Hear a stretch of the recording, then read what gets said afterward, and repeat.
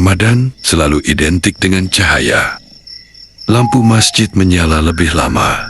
Orang-orang bangun sebelum subuh dengan mata setengah terpejam, tapi hati penuh harap. Dapur-dapur kecil hidup kembali saat sebagian dunia masih gelap. Tapi tidak semua yang bangun di jam itu adalah manusia. Ada satu waktu di antara malam dan subuh, waktu yang terasa menggantung, tidak benar-benar sunyi, tapi juga tidak benar-benar hidup. Jam 2 pagi, dan sejak malam itu aku tidak pernah bisa menganggap jam 2 pagi sebagai waktu yang biasa lagi. Malam ke-21 Ramadan, aku keluar dari kantor pukul 01.32. Kepalaku berat, mataku kering karena menatap layar terlalu lama. Perutku kosong. Sejak berbuka tadi, udara malam terasa berbeda. Lebih lembab, lebih dingin. Aku menyalakan motor dan melaju pelan. Biasanya di kam seperti itu masih ada beberapa kendaraan lewat. Tapi malam itu tidak ada siapa-siapa. Lampu jalan berdiri seperti penjaga yang sudah lama tidak bergerak. Bayanganku memanjang di aspal. Saat sampai di persimpangan, aku berhenti. Kiri, jalan besar, lebih terang, tapi lebih jauh.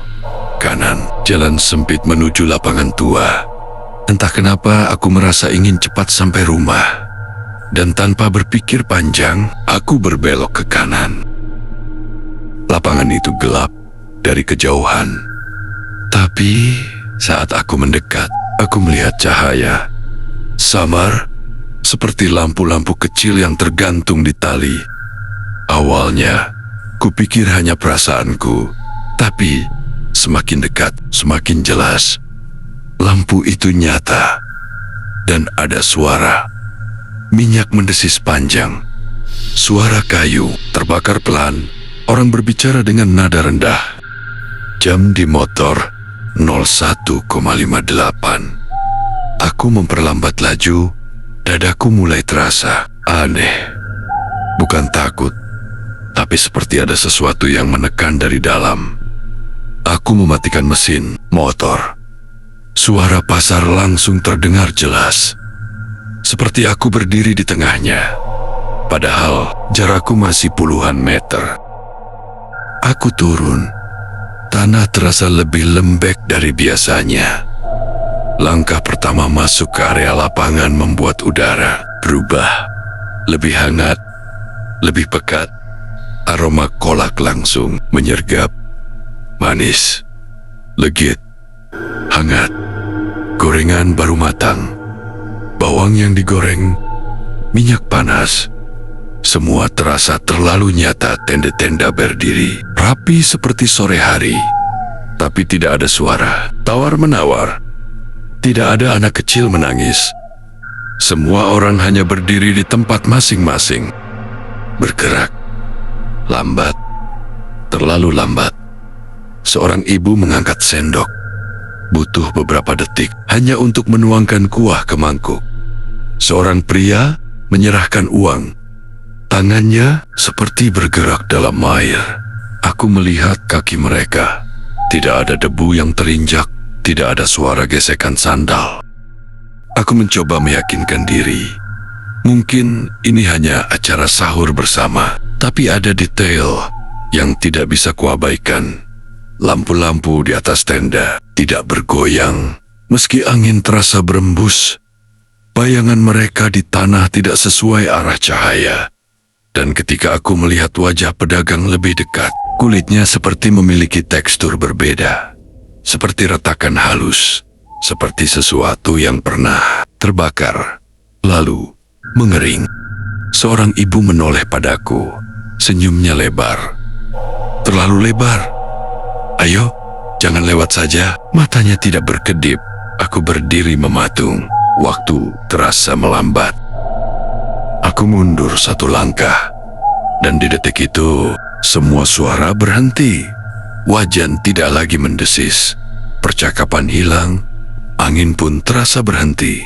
Lalu, satu persatu, kepala mulai menoleh. Bukan cepat, tapi bersamaan, serentak, seolah ada aba-aba tak terdengar. Ratusan mata menatapku, kosong.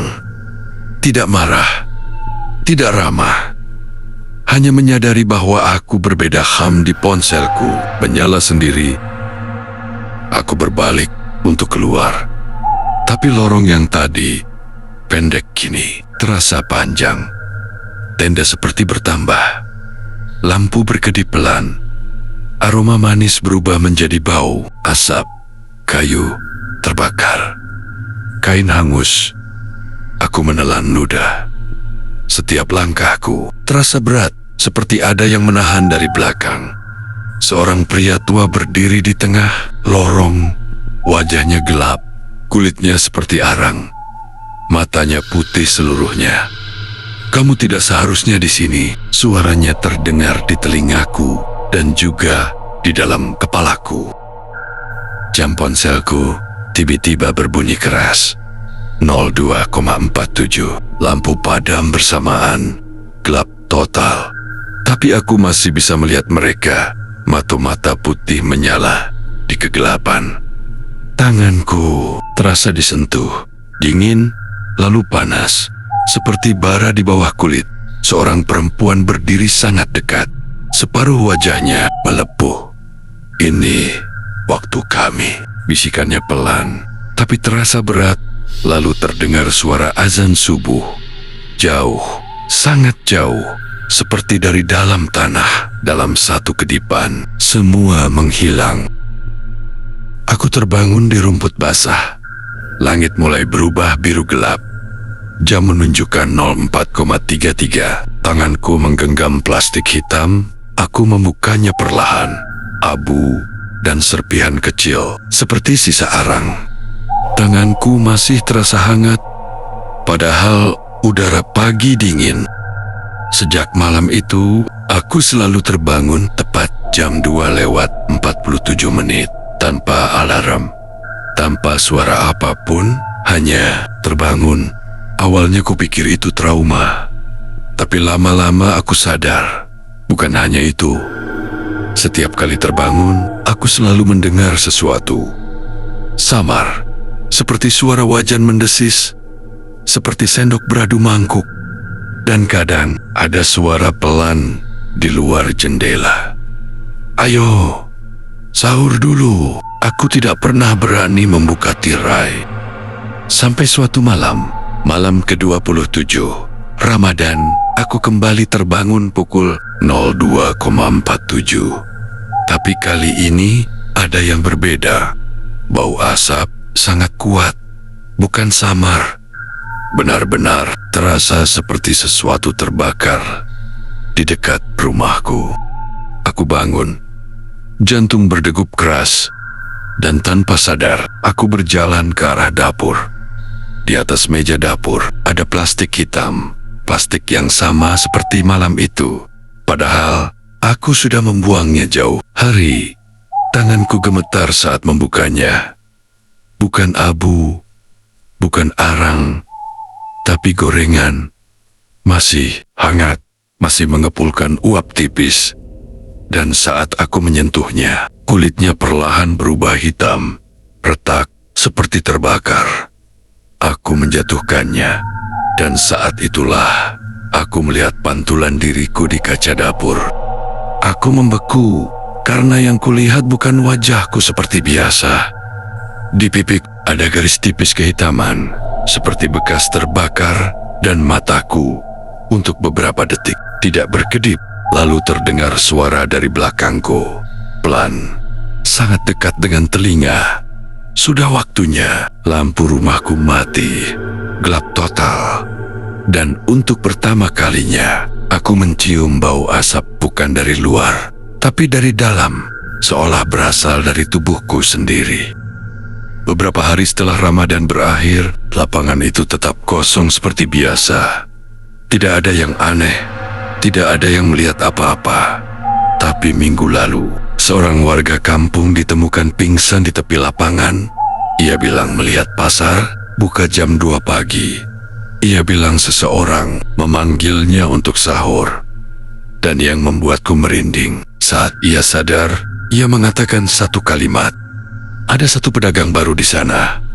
Seorang pria muda, wajahnya seperti pernah terbakar sedikit. Sejak malam itu, aku tidak pernah lagi melihat diriku di cermin dengan jelas. Dan setiap jam 2:47, aku tidak lagi terbangun di rumah. Karena sekarang aku berdiri di balik sebuah meja, di bawah lampu kecil berwarna kuning. Menunggu siapa yang akan lewat berikutnya. Dan jika suatu malam kamu melihat pasar Ramadan masih buka jam 2 pagi, dengan satu pedagang yang hanya diam menatapmu, jangan mendekat, karena mungkin aku yang sedang menunggumu.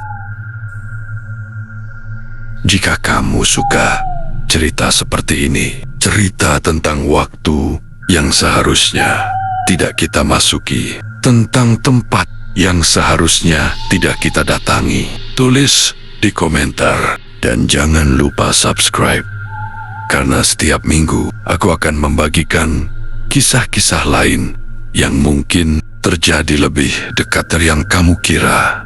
Dan ingat, kalau nanti malam kamu terbangun tepat jam 2:47, coba dengarkan baik-baik. Apakah itu hanya angin atau suara wajan yang mulai dipanaskan? Sampai jumpa di cerita berikutnya.